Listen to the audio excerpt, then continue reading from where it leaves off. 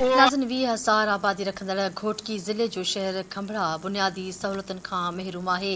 गटरनि जो गंदो पाणी घिटियुनि में बीहण सबबि बीमारियूं पखिड़िजण जो ख़दशो पिणु आहे। शेरबाज़ शरीफ़ रिपोर्ट करे रहियो आहे। साईं ड्रेनेज सिस्टम जेको आहे असां वटि 1990 खां आहे ठहियो आहे। हिन महिल 32 साल उनखे थी विया आहिनि। 32 सालनि में जेको आहे उहे नालियूं जेके आहिनि तमामु झिकियूं थी वियूं आहिनि, छो त घिटियूं मथे थियनि थियूं। हिन वक़्तु 4.5 फुट नाली झिकी आहे, जंहिंमें केतिरा ई ॿार असांजा मरी बि विया आहिनि ऐं केतिरनि ॿारनि खे असां छिके कढियो आहे उन्हनि नालियुनि मां।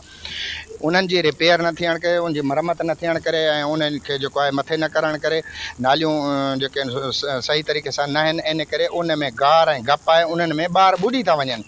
तंहिं करे असां जेको आहे बार बार इहा रिक्वेस्ट करूं था असांजे हुकुमराननि खां, असांजे चूंडियल नुमाइंदनि खां रिक्वेस्ट कयूं था त असांजी 32 साल पुराणो जेको ड्रेनेज सिस्टम आहे हिन महिल तबाह हाल थी चुको आहे, उनखे ॿीहर बहाल करण जे लाइ असांजी कोई ख़ुसूसी फंड ॾियनि।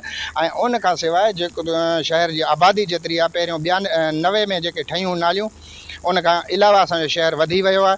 उन में बाक़ाइदा का नाली बि न आहे, को ड्रेनेज जो सिस्टम न आहे। तंहिं करे असां गुज़ारिश कयूं था त नओं नालियुनि जो जेको सिस्टम बि आणिजे। ऐं शहर में हिकु घटी में ॾिसो किथे मोटरसाइकिल टुरण जी जाइ कोन्हे। अगरि को अचे थो हिकिड़ी जॻह ते वञण जे लाइ, उहो मोटरसाइकिल खे 5 रस्तनि तां फिराए थो, तभी भी क्रॉस नथो करे सघे। तव्हां पूरे शहर जो विज़िट कयो, कई साल थी विया आहिनि, असां वटि कोई सहूलियत कोन्हे, कोई कुझु कोन्हे। असां वटि जेके असांजा चूंडियल नुमाइंदा आहिनि, ईंदा आहिनि, असां खां वोट वठंदा आहिनि, वॾा वॾा वादा कंदा आहिनि, वादे करण खां पोइ वरी ईअं गुम थी वेंदा आहिनि त ख़बर ई कोन्हे त काॾऊं जा हुया अलाए, वरी ईंदा ई अलाए कोन। उन्होंने वज़ीर आला सिंध DC घोटकी तोड़े ॿियनि वसवारनि खां मुतालबो कयो आहे त खंभड़ा शहर में ड्रेनेज सिस्टम खे बहितर नमूने सां बणायो वञे ऐं असांखे जीअण जो हक़ु ॾिनो वञे। कैमरा टीम सां गॾु शेरबाज़ शहर धरती TV न्यूज़ मुरीद शाह।